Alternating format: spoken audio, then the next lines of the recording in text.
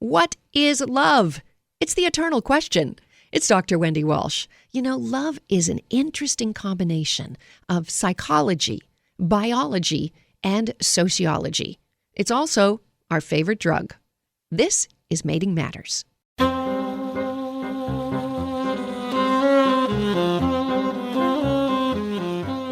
Art imitates life, and perhaps nobody knows love better than Hollywood. The science of falling in love involves biological, social, and psychological mechanisms. Hi, I'm Dr. Wendy Walsh, and on this episode of Mating Matters, let's break down the underpinnings of everybody's favorite drug, love, using vibrant examples from our favorite movies. You have bewitched me, body and soul, and I love you. I never wish to be parted from you from this day on.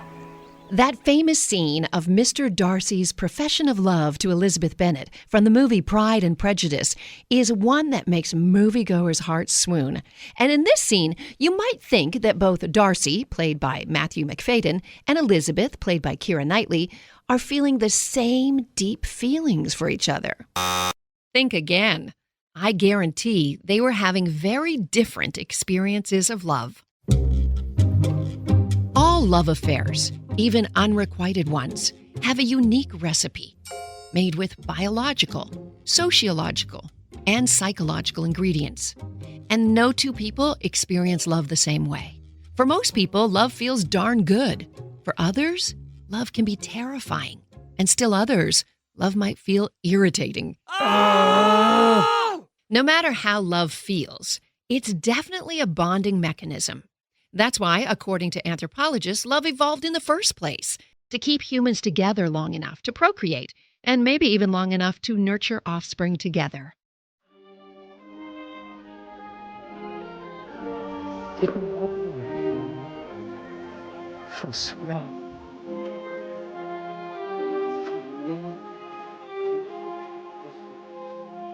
From William Shakespeare's Romeo and Juliet, written around 1600, and depicted here in the 1968 movie, to as far back as Adam and Eve, human stories, art, music, poems, and movies are riddled with the emotion we call love.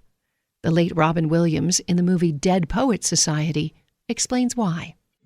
We don't read and write poetry because it's cute. We read and write poetry because we are members of the human race. And the human race is filled with passion. Medicine, law, business, engineering, these are noble pursuits and necessary to sustain life. But poetry, beauty, romance, love, these are what we stay alive for. No doubt about it. Love is the most effective drug we have. It can control pain. It can make problems disappear. Not to mention, love can enable lovers to stay up all night talking and making love and not feel one bit tired the next day. And I'm not joking. The special cocktail of hormones and neurotransmitters that fire up in the brain when one falls in love is no different from how a drug interacts with the brain. This biological mechanism of love has 3 distinct stages. 1, lust. 2, romantic attraction. And 3, attachment. During the initial sexual attraction phase, estrogen and testosterone in both men and women's bodies rule the roost, making people want to lean in close, touch each other, and kiss. Oh, and kissing, by the way, helps a woman decide if she'll sleep with a man. Did you know she can unconsciously taste his immune system in his saliva? People with different immune systems, primed to fight off different sets of diseases, tend to make stronger, fitter offspring, and therefore, they tend to have hotter sex. There's even a DNA test that can predict hot sex. Check it out. It's instantchemistry.com. And out of this initial surge of estrogen and testosterone can come romance. Romance is marked by a surge of other kinds of hormones, like dopamine, which causes craving and desire. It can also make you giddy and euphoric. And norepinephrine. Yeah, that's the chemical release to calm us down after we experience stress. Love can be very stressful. Finally, during the attachment stage, oxytocin, often called the cuddle hormone, and vasopressin, one sometimes linked to monogamy, jump into the game big time. And serotonin decreases, which can make people more obsessive. This party of hormones and firing of neurotransmitters causes a kind of love delusion, one that often leads to commitment. Johnny Depp explains that delusion well in the film Don Juan DeMarco.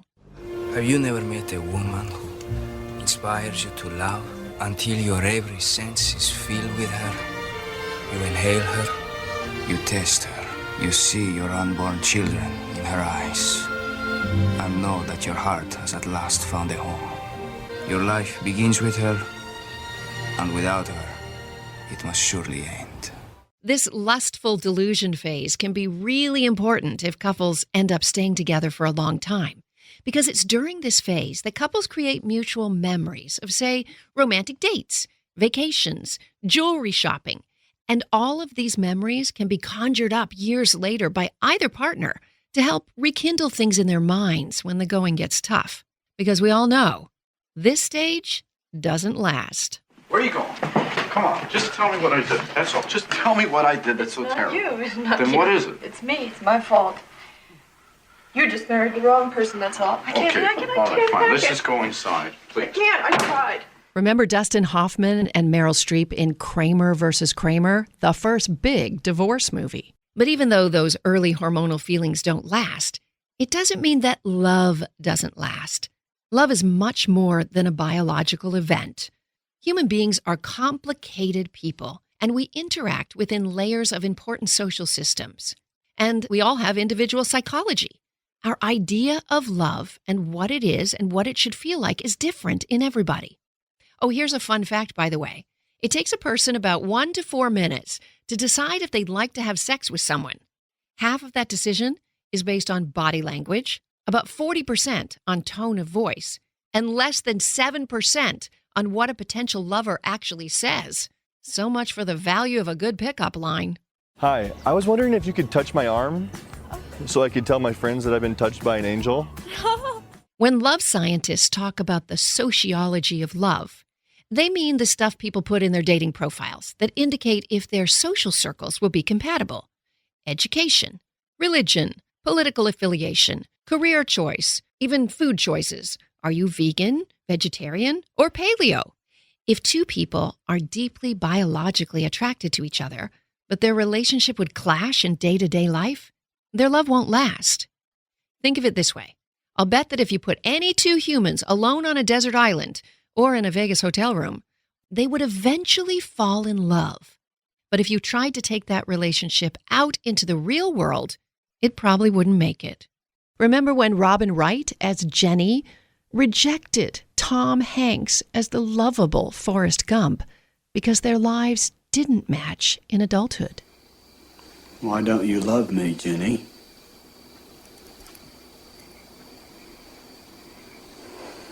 I'm not a smart man, but I know what love is. You should know that there are some couples who match entirely on sociology, arranged marriages, and then they let the hormones rise later. That's still love, and it often lasts a long time.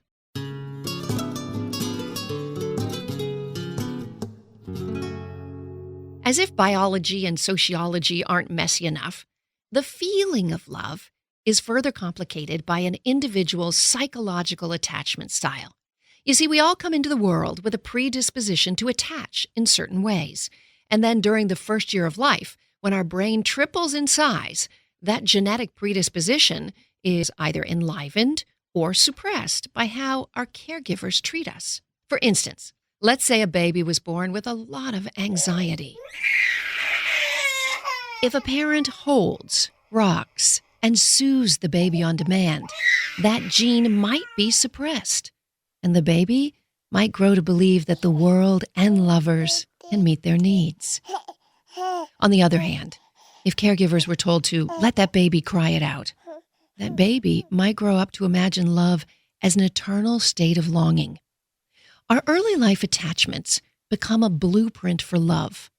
Attachment theory is a well-researched psychological area founded by the late British psychoanalyst John Bowlby.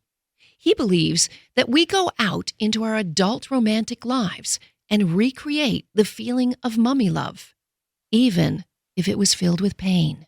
No one wants to think that our mother never wanted them and always really rejected them. It's a very painful, very, very painful situation for anyone to find themselves in. And yet if it's true, it's true. And they are going to be better off in the future if they recognize that that is what did happen. That was John Bowlby himself. You can actually purchase the full talk where Dr. Bowlby explains attachment theory at lifespanlearn.org. There are many kinds of attachment styles. Some people fear caregiving and become attracted to people who can't give care. Others become addicted to longing and become attracted to those who will abandon them. Others smother a lover as a bid to try to keep them near. Still others avoid emotional intimacy because it's just too painful. In our adult romantic lives, we unconsciously go back to the scene of the crime and try to solve our early life conflicts. Like I said, love is darn complicated. Remember Cher in Moonstruck, the morning after she slept with her fiancé's brother? I should have taken a rock and killed myself years ago. I'm going to marry him. Do you hear me? Last night never happened, and I'm going to marry him, and you and I are going to take this to our coffins. I can't do that. Why not? I'm in love with you. Snap out of it! Perhaps my favorite psychological theory of love, next to John Bowlby's attachment theory, of course, is the triangular theory of love proposed by Cornell University's Robert Sternberg. If you've ever studied any psychology, you probably know Sternberg for his world-renowned theories on human intelligence. But he's also turned his scientific lens to love, coming up with the idea that love has 3 components, and 1, 2, or all 3 can be present for people to interpret it as love. The first he calls intimacy. He doesn't mean physical intimacy here. He's talking about emotional connection, vulnerability, intense feelings, honesty. The second component of love, according to Sternberg, is passion. Now here's where physical attraction steps in. Passion is connected to sex drive, lust, and that crazy cocktail of hormones that will make someone do just about anything to be in each other's presence. The third kind of love in the Sternberg triangle is commitment. This is the intellectual choice to love someone, to make a decision to stay with them, and make future long-term plans. Now here's where Sternberg's theory of love gets really interesting. You can experience various combinations of these 3 components and still call it love. And your partner? Well, he or she might be experiencing a different combination. And this is where things can get prickly. So here are Sternberg's 6 combinations of his triangular theory of love. The first is infatuation, passion alone. In this kind of love, there's no real emotional intimacy and no commitment. If you've ever had a serious crush on a celebrity or fallen in love with someone online, you've experienced Sternberg's infatuated love. Likewise, if you have a standalone sexual relationship where no one's talking about their feelings or problems and commitment isn't present, you're in infatuated love. This kind of love doesn't tend to last very long. The second kind of love that Sternberg describes is empty love. Unhappy marriages fall into this category. What you've got is commitment, but not much else. No emotional intimacy, no sexual passion. Couples who stay together for the sake of the children, which according to research on child development isn't such a bad idea. But these couples fall into empty love.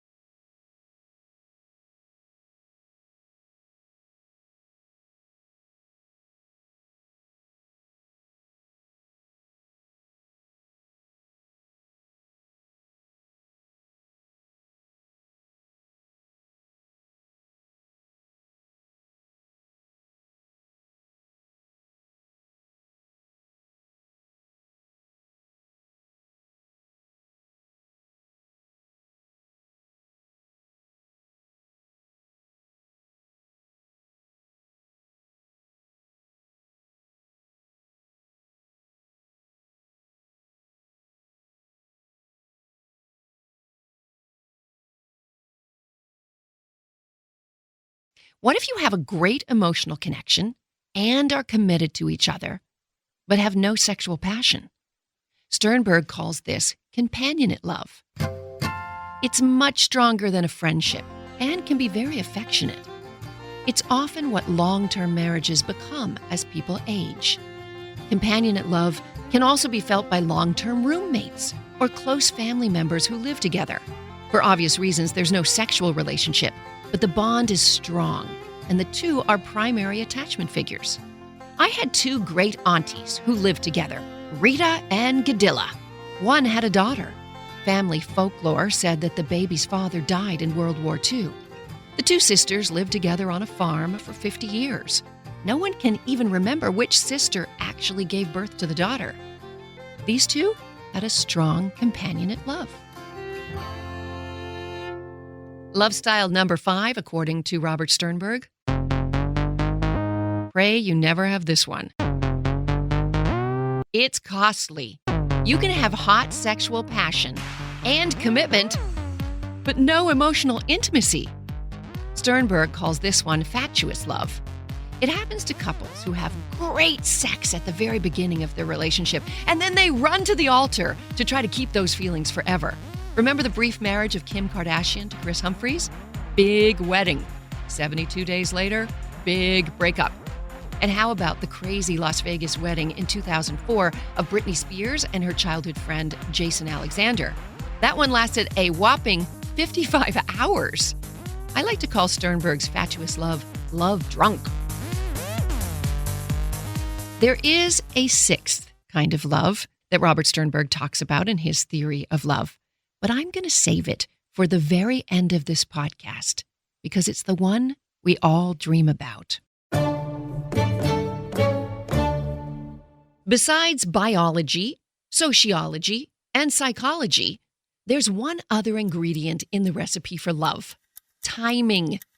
You two could be a perfect physical match. You could look great on paper, and you might both have a secure attachment style. But if one of you hasn't hit their state of readiness, love will be kind of one-sided.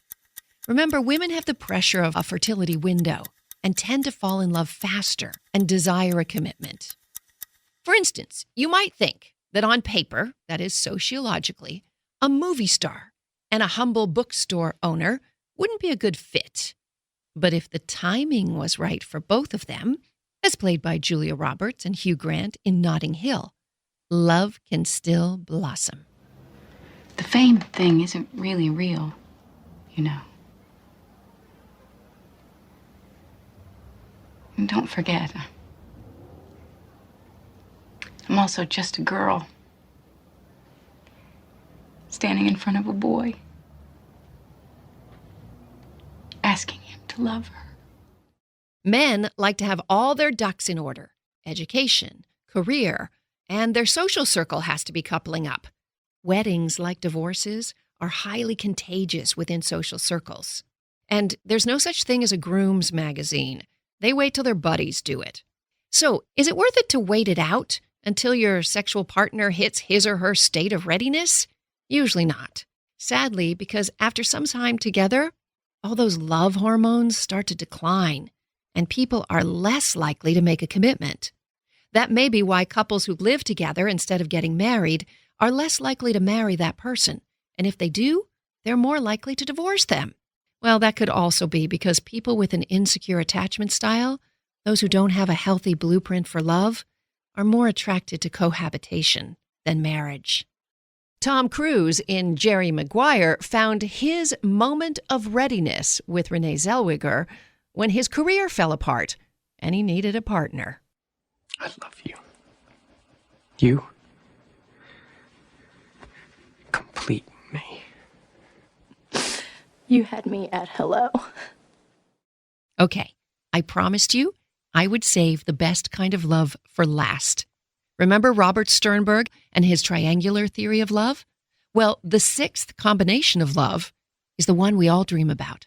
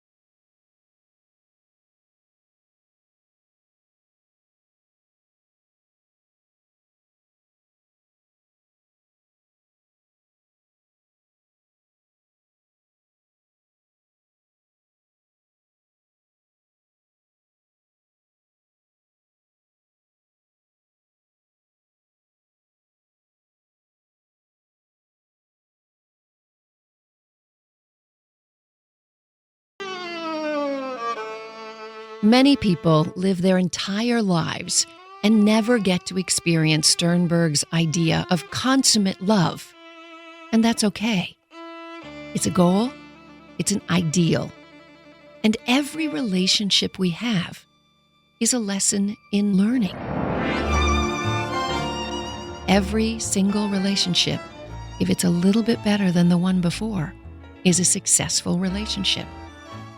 I never judge the success of love on duration. I think all relationships are gymnasiums for our minds. We can't grow alone. We must play out our psychology interacting with others.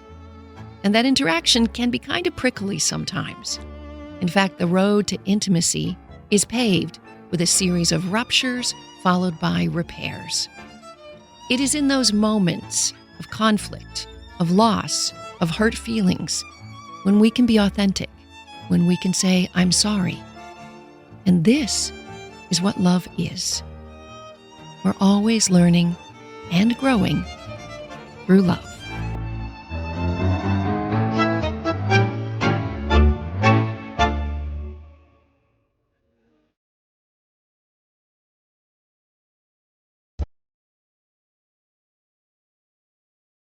Thanks for listening to this episode of Mating Matters. Up next, sexy money. How earning money for men is really about earning sex and why it works the opposite for women. I'm Dr. Wendy Walsh.